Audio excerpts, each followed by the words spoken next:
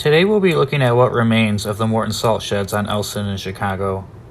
Morton Salt, famous for its Umbrella Girl mascot, started in Chicago in 1848, and this particular property opened sometime in the 1920s. Salt was distributed from the location for over 90 years by rail, barge, and truck until its closure in 2015. In 2018, the property was acquired by developers, and these renderings show entertainment and office space planned for the future.